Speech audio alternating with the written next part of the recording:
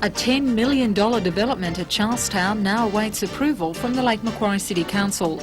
A local construction contractor has joined up with a Sydney-based company to plan the only complex of its kind in this region, which includes 6 cinemas, 2 restaurants and a 3-storey office block. For all the news, join us tonight at 6.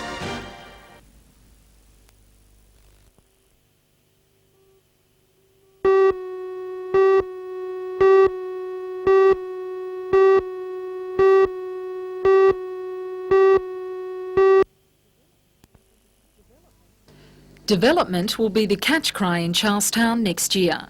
As well as the new multi-million-dollar shopping centre, another proposed complex is a joint venture by Newcastle company Strait and the Sydney-based Tarlina. The site for the planned development is on the western side of the Pacific Highway, at the northern approach to the Charlestown shopping area.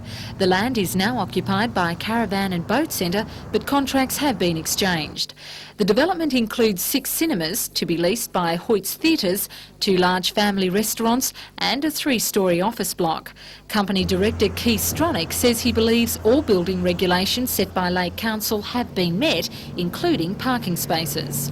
We believe adequate on-site parking, which is underneath the buildings and at ground level, plus there's a large car park adjacent, the council owned behind the hotel.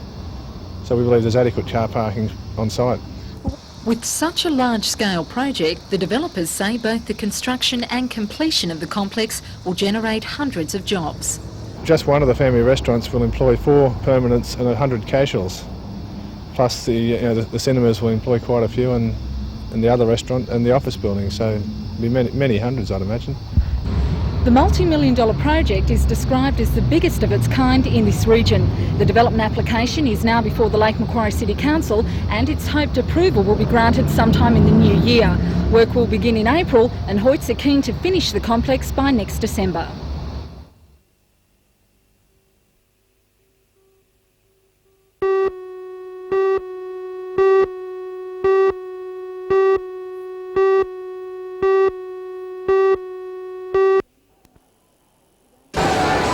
Today, thousands of Newcastle Christmas Eve shoppers cashed in on last-minute bargains to put under the tree. In the news tonight, Santa and his helpers have a special Christmas message for all the girls and boys. For all the news, join us tonight at 6.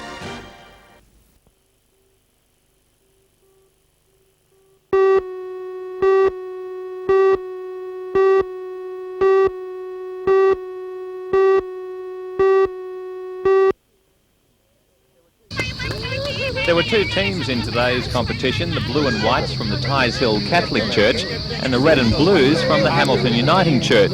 It's the first time the sports day has been organised, and it's now expected to become an annual event. Events contested included the long jump, running, Samoan cricket and novelty races with a traditional haka before the women's volleyball. Tamake, tamake! Tamake, tamake!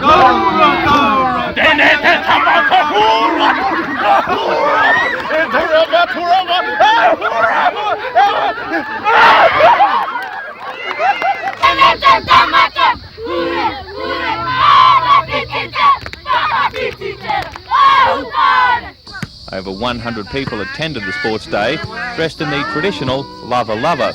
A shield and trophies will be presented to the winners next Saturday night at a special function at the Hamilton Wesley Church.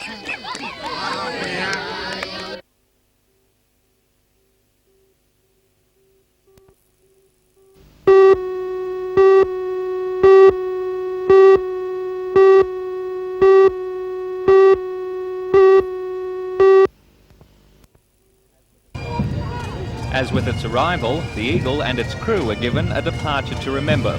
The tall ship and its 230 crew arrived 6 days ago.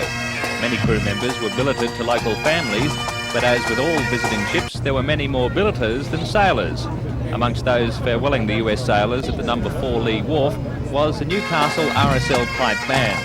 Howard Slotnick, who has been on board the Eagle for the past month as a guest of the captain, says the sailors have nothing but fond memories of their stay in Newcastle.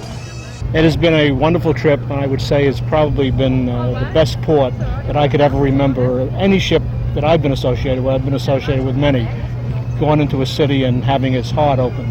Do you think they've learned more about Newcastle than they originally knew? Well, I'll tell you, when we tried to find out about Newcastle in the States, from your Aussie, from your consul, we couldn't find out anything. And we have truly found out an awful lot about the greatness of Newcastle. Do you think a lot of them will be coming back? I've heard some of the crew say that when the ship gets to Sydney, they're coming back to Newcastle. Up to 10,000 people saw the Eagle off. They were lined up from Lee Wharf to Nobby's Lighthouse, along the Stockton Breakwater, as well as from Fort Scratchley. With a police escort and a flotilla of another 50 vessels, the Eagle left for its next port of call, Brisbane. From there, it will go to Hobart to join the other tall ships in Australia for the 1988 Bicentenary Tall Ships Race.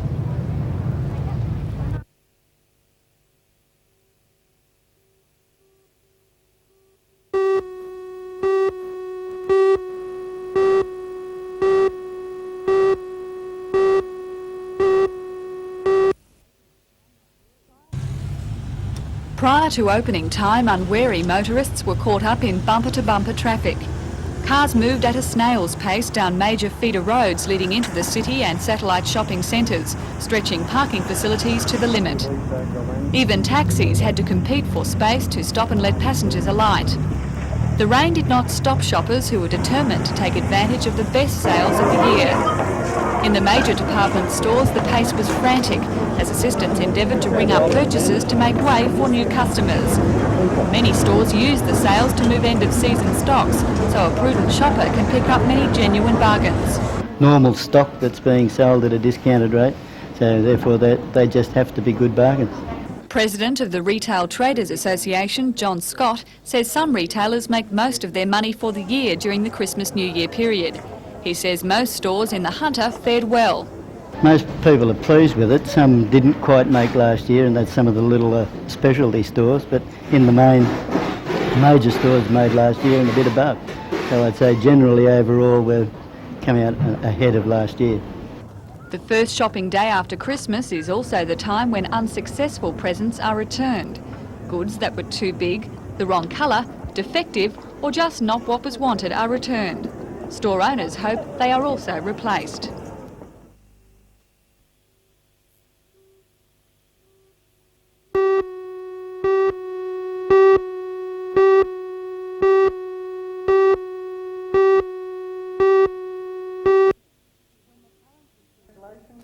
When the Cullens received their cheque for $200,000, they were just the latest in a line of local winners. A $500,000 winner, Dudley Beach, started the roll, followed by over $300,000 at Catherine Hill Bay.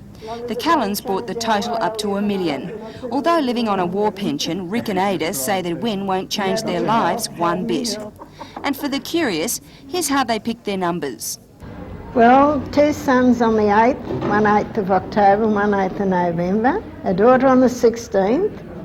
I lost a child on the 13th, and 13th, wasn't it? Yes, it was. And my birthday was the 29th, and my father's was the 22nd. But how I got 12, I don't know. But I never got it. It was you got one of the numbers wrong, a birthday wrong. Yeah, it's supposed to have been the first, and I put the second.